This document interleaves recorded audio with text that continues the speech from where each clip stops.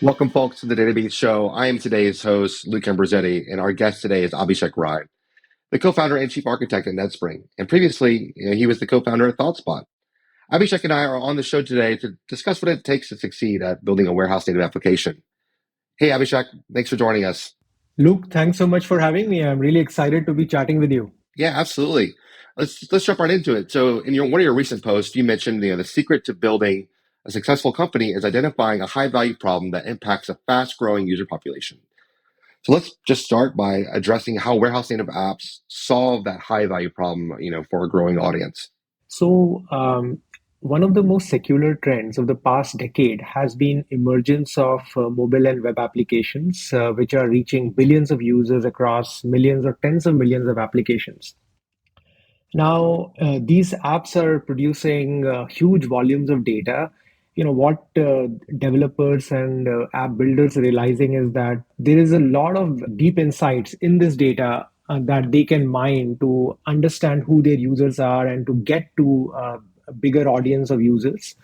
And that's where a warehouse native architecture is really handy because a warehouse native architecture allows applications to work across data from all kinds of data sources, from product usage data, from other business data sources, consumption data, etc., and thus give handy pointers or insights to these builders to help build the right apps to reach these billions of users and audience. Yeah. Yeah, absolutely. So let's get into the specifics of these types of tools and their architecture on a cloud data platform, or some say also as a cloud data warehouse. So please tell us, in your words, in the simplest terms, what the architecture of a warehouse native app looks like. So the architecture of a warehouse native app starts at the highest level with translation of user intent into workflows or SQL for accessing the warehouse. So the user intent, of course, depends on the context. For analytics, it could be a certain model, and for other applications, it could be different models, but really starts with translation of that.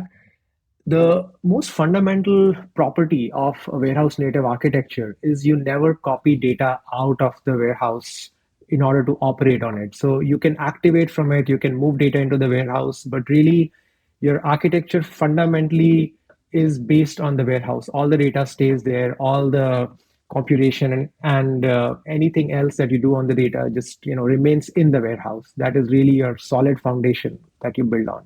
Yeah, and that's Snowflake, right? We call that the connected app deployment model, right? Of keeping all of the data, right, and as is in one place. So to get a little bit more technical here, did you design NetSpring to be a multi-tenant SaaS application that can connect, or is it more of a single tenant approach that can maybe even be self-hosted by a customer if they wanted it? Yeah, Luke, we've designed NetSpring from the get-go to be a multi-tenant SaaS application. And that said, we do offer VPC-based deployment for larger enterprise customers. And even the way we access the warehouse, there is a control that we provide to our users in terms of how they want to provision the warehouse. So, for example, for different kinds of use cases, you might prefer different warehouse sizes and controls like that. But ultimately, it is a multi-tenant SaaS application with power to the user. Yeah, great. So from an engineering point of view, what's been the biggest challenge, right, for your team to adopt this new deployment model, right, and the way that B2B software is typically built? Yeah, so actually, warehouse native architecture is very promising, but the biggest challenge that we faced from an engineering point of view is a lack of a standard data model. In the pre warehouse native days, when most of these analytical applications were full stack applications, there was a standard data model that these applications were enforcing right at the data collection point. But in a warehouse native architecture, really the strength of course is you can bring all data from across whole bunch of data sources, join across them, draw insights across them, but then you have to solve the problem of missing standard data model. So that's been our biggest challenge. A related challenge has been that whereas SQL is a great standard for working across different data warehouses, and we support Snowflake, BigQuery, Redshift, and Databricks. On the data science workflows, there has been much less standardization. So providing one single application experience across different warehouses becomes more of a challenge as you start leaning more on the data science side. Yeah, no, I totally agreed and completely understood there. It definitely can be a challenge. Do you help give customers a specific blueprint or model to follow to help with that? Yeah, so we actually prefer that customers bring and train their models before trying to leverage them via NetSpring. In NetSpring, our product analytics offering does include some out-of-the-box models that we provide. But really, a lot of times it's the combination that is required to draw really useful insights. That said, we haven't really build that much on the data science or AIML side of the product yet. Even on the SQL side, there has been like significant traction and value that we've been able to create. Yeah, but I mentioned that as a potential challenge going forward, as we try to include more AIML side of offering into the product. Absolutely. It's in my experience at Snowflake and even before Snowflake at a warehouse native solution, it's a range of customers who are ready or even not ready for this, right? Some, may not even have a data warehouse, right, or a concept of a data Yeah, warehouse internally. But even often, sometimes those who do aren't again don't have their data together, don't have it modeled in the way that they need to, don't have a good a schema for an app like this. yeah. What are your thoughts on this, and why didn't NetSpring, decide to be warehouse native only instead of offering kind of a dual solution? Yeah, that's a great question, Luke. And that's one of the, if you would ask me this question, a few years back, I would have probably said, yeah, warehouse native doesn't make sense. You need to cover all different shapes and sizes of deployments you want to cover in production.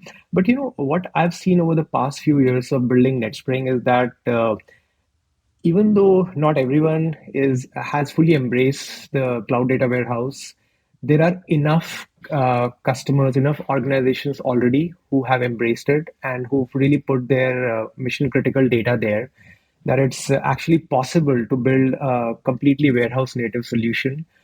Um, in terms of building out the company, there are a couple of other things that played out for us in making that decision. So, firstly, by being completely warehouse native, we have been able to build significant competitive moat around that architecture. And that brings a lot of focus and in terms of execution, very simple messaging. And for our customers also, they know exactly what to expect, right? And finally, by being warehouse native, specifically for our product, we've been able to imbibe the analytical power of business intelligence into product analytics. So, because business intelligence really thrives on a warehouse native architecture. By going with that, we're able to bring out an offering that combines the best of product analytics with the power of business intelligence. Yeah, let's dive into that a bit more, right? How did your time at ThoughtSpot help you arrive at the conclusion that it's time to reimagine analytics and combine the disparate worlds of BI and product analytics, right? And if I can actually have you answer that, but also answer, is NetSpring, this an evolution of ThoughtSpot, or can they both coexist, for a customer? Luke, that's a great question, actually. And that really goes back to our founding story. So at ThoughtSpot, at some point, we started really ramping up on our SaaS offering. And at that point, we, just like everyone else in this space, we started using a few different product analytics tools to draw insights about our users, their consumption pattern, and their journeys on our product. And even though these tools were initially very helpful in drawing initial insights, we quickly realized that the kind of questions we have in order to build out the SaaS offering and really understand our users, they require significant depth that these tools were lacking. And they also needed access to various other data sources, especially around consumption and marketing data sources, which were very hard to integrate with these product analytics tools. So then we started, we started something that we later realized pretty much everyone in the industry who uses product analytics tools and first generation tools especially grows with them has been running into, which is moving data out of these tools into ThoughtSpot. And And then, we ended up with these analytical silos, the product analytics tool and the same data in ThoughtSpot for just different kinds of things. And after using this for a while, we realized that this is a real pain, and this is a problem that we were fairly confident people are running into across the industry. And some initial conversations confirmed that, and that's how we decided that this is an opportunity to build a sizable business and really change lives of users who are running into the same pain point. On your second question, Luke, about whether NetSpring is an evolution or thoughts of ThoughtSpot, or can they coexist? So NetSpring is actually uh, something that's completely complementary to ThoughtSpot. It can absolutely coexist with ThoughtSpot. ThoughtSpot is, business intelligence on the warehouse, and powered by NLP, and there's a lot of kind of goodness there, a lot of competitive moat, and how ThoughtSpot integrates natural language. Whereas in NetSpring, the primary emphasis is on product analytics in a warehouse native architecture. And there is a lot of depth that is possible to build in this product analytics space. In fact, what we're realizing is first generation product analytics, by being these fully integrated vertical silos, they've left a lot of value on the table, which you can harness if you go with a warehouse native architecture. And that's what we're really excited about, product analytics with the power of BI. I love it. So last question for you. If you could give kind of just one piece of advice, right, to startups or companies or folks out there who, as they consider taking this, this new approach to building B2B apps, what would you say to them? I would say this thing that we've learned, which has surprised us, which is to build a fully warehouse native application. So I would say go full warehouse native. You will get surprised by how much it simplifies your product, your stack, your messaging, how much it allows you to focus on your core competitive mode instead of just moving around data, dealing with data duplication, ETL pipelines, all of that. Just go full warehouse native. That is one piece of advice I would give to anyone starting in this space. Thank you, Abhishek, for your time today. It's been great talking to you and learning about NetSpring and its approach. Likewise, Luke. Thanks so much.